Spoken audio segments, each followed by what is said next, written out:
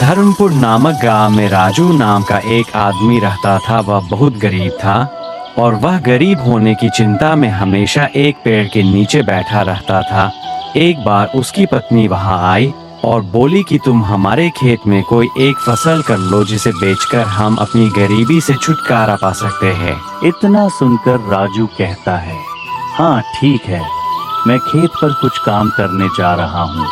फिर राजू जंगल के रास्ते से होते हुए अपने खेत में पहुँच जाता है और वहाँ काम करने लगता है। राजू खेत से घर की ओर आने लगता है और घर आकर उसके पत्नी कहती है, अरे आ गए तुम खेत का काम करके। फिर राजू कहता है, हाँ मैं आ गया खेत का काम करके, परंतु सुबह होते ही मैं फिर खेत पर जाऊंगा।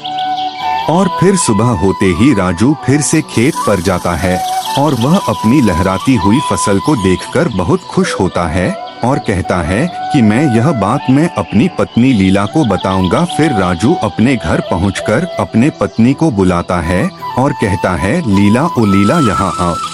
फिर राजू की पत्नी घर से बाहर आती है और कहती है, अरे काय को इतना चीख रहे थे, अब बताओ क्या बात है। फिर राजू कहता है, क्या तुम्हें पता है हमारे खेत में बहुत अच्छी फसल हुई है जिसे बेचकर हम अपनी गरीबी से छुटकारा पा सकते हैं। फिर यह बात लीला सुनती है तो दोनों बहुत खुश होते हैं।